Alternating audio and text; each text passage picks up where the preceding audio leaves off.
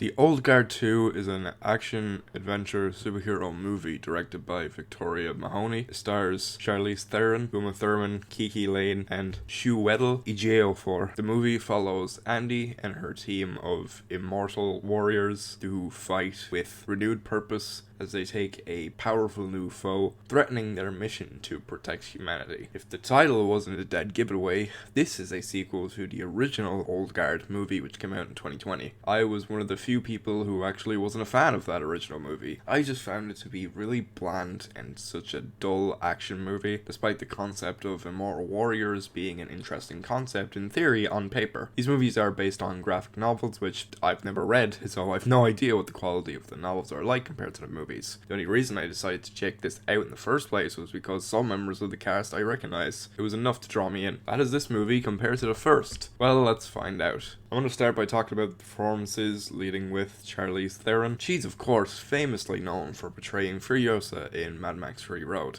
She was great there, but Jesus, does she just suck here. The entire way through, she just phones in her performance. She leads this movie with deadpan deliveries and dead looking expressions for most of the movie. If she ever tries some other type of expressions, they're always just so forced, just enough to try and evoke emotion, but it was never good enough to really cause any emotion. Chiwetel Ejiofor is here too. For most of the time he's on screen, he does an okay job with the material he's given. He's one of the more stoic people in the group, and when it calls for him to act that way, he does it to a believable extent. KiKi Layne reprises her role that she had in the last movie. Now that she's a fully fledged member of the immortal group, she feels more confident in the powers that she's been given, and almost feels like a different person than how she was in the first movie. This isn't a bad thing though, it shows somewhat a bit of growth. Whenever she's placed in action scenes, she pulls off skills that on camera look believable from what is shown at least. Thurman plays the villain in this movie. She's probably one of the more better performances in this. When she has to be threatening, she pulls this off well to a believable extent from the way she delivers her lines and expressions she makes. When it comes to the action scenes she's placed in, she does a good job at showcasing the fighting skills that are shown off. If you're a returning viewer to this channel, you'll notice I have much less to say about the acting in this movie than other movies, but I still have more to speak on the other aspects of this thing. The plot of this thing is pretty generic and standard stuff that you can find in a sequel to these fantasy type of superhero movies. There's new characters introduced that conveniently were never mentioned in the original movie, but were still actually present during events which are mentioned in said first movie, so that the writers can pretend that they have an actual purpose for being in this entry. One thing that really bugs me about this franchise is that all of the interesting things are found in backstory that is only ever found through characters talking about it or showing at least one or two backstories. The idea of immortal beings battling injustices in the world should be something that should be explored through different eras of time. These people have been around for thousands and thousands of years after all. It would be a lot more interesting than just setting the movie in modern day times. What's worse is if you're like me and you're one of the few people that don't like this movie, get prepared to be hearing about it for even longer, as this movie does the same thing a lot of sequel movies are doing nowadays, where they just end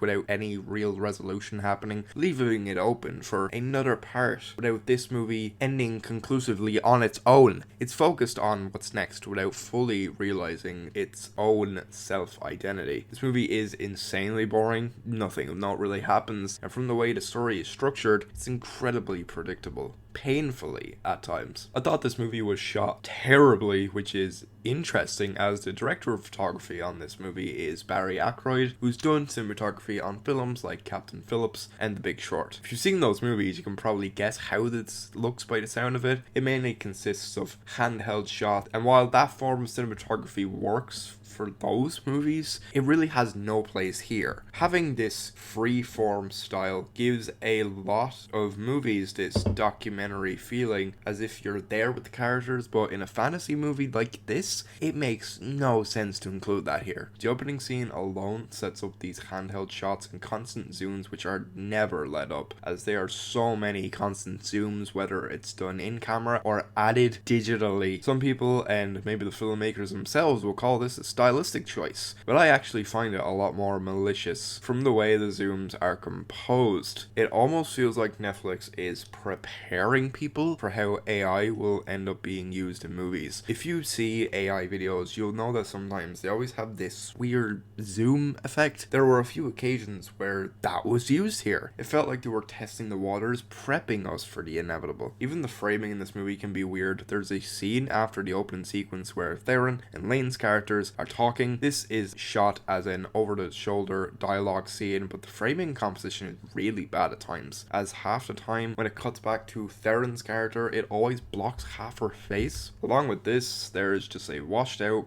bland color palette throughout the movie, except for the opening scene, which held so much promise, as different rooms characters were in had different bright colors in them. It was actually interesting to look at. One aspect I thought was exceptionally pretty awful was the editing, especially with how the action scenes are handled. Not only are they filmed poorly, being way too up close for comfort, but there is so much constant cutting between shots to the point where it becomes jarring and disorientating. This movie sets itself up for failure as soon as it starts, because it displays the visual effects in its very first scene and shows that they are really terrible. I mean it when I say nothing in this first scene looks real. Like, the characters are on a green screen and it doesn't even look like the characters in this scene are real. For the rest of the movie, the effects never get any better. The violence is filled with a bunch of CGI blood. Along with that, it's really neutered for some of the violence that could be seen in the first movie, which was another letdown for sure. The soundtrack for this movie is really bad. I don't understand the idea of these specific films having weird pop songs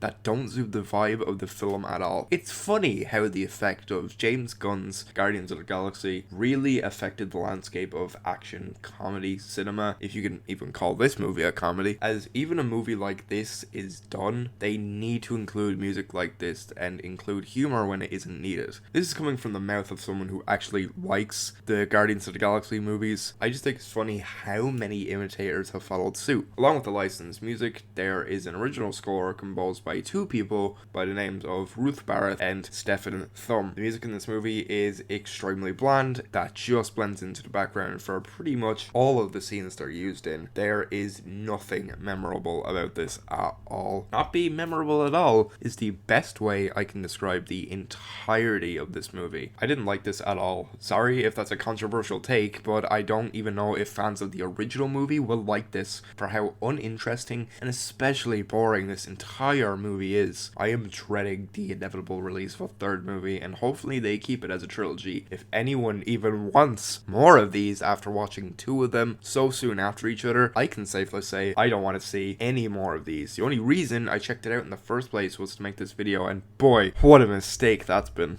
I'm giving The Old Guard 2 1.5 stars. It's pretty badly acted, apart from maybe Uma Thurman being the saving grace of the whole cast. Terribly shot, with some of the most baffling and unfocused cinematography I've seen in a long time. Despite this movie being shorter than the original, it somehow does nothing to warrant its story being told, as we're subjected to such a boring sequel that I can't see anyone getting on board with. The movie is on Netflix. If that's any indication of its quality, I'm not gonna do the whole bit for any new viewers. I do this bit on the channel where whenever it comes to a streaming movie, I say, yeah, you can see it on streaming, but there's other methods, but don't give Netflix your fucking money so that they can keep pumping out this trash. If you have any interest even watching it after this review, just pirate the fucking thing.